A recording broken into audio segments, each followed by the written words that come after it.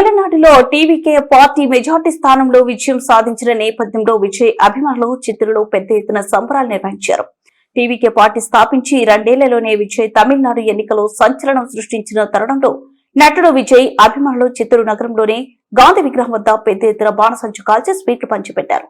TVK party అధ్యక్షుడు విజయ్ ఆధ్వర్యంలో తమిళనాడులో ప్రజలు మెచ్చే విధంగా పాలన కొనసాగుతుందని టీవీకే అధినేత ఎన్నికల సందర్భంగా ఇచ్చిన హామీలతో తమిళనాడు రాష్ట్రంలోనే పేదలు పడుగు బలహీన వర్గాల జీవితాల్లో వెలుగులు వస్తాయని విజయ్ అభిమానులు తెలిపారు. ఈ కార్యక్రమంలో పెద్ద ఎత్తున విజయ్ అభిమానులు పాల్గొన్నారు. 60 సంవత్సరాల పార్టీ ఏర్పాటు చేసిన డిఎంకే ఒకవైపు అయితే 30 సంవత్సరాల అధికారాన్ని అనుభవించిన పార్టీ ఏడీఎంకే.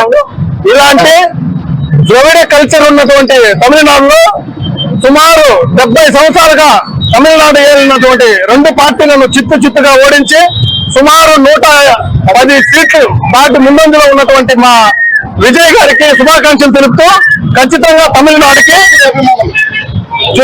తమిళనాడుకి విజయ సీఎం కావాలి. అక్కడ ఉన్నటువంటి బడుగు బలహీన వర్గాలకి న్యాయం జరగాలి.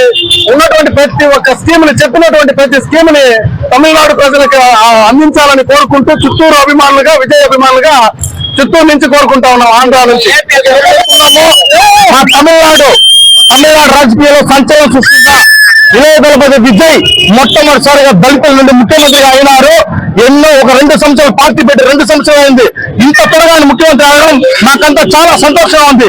చిత్తూరు నుండి అభిమానులు ఆయన ఎక్కువగా ఆశిస్తున్నాము. కానీ ఈ రోజు మా సంతోషాన్ని రెండింతలు చేసిన విజయ్ గారికి మా కృతజ్ఞతలు తెలియజేసుకుంటున్నాము.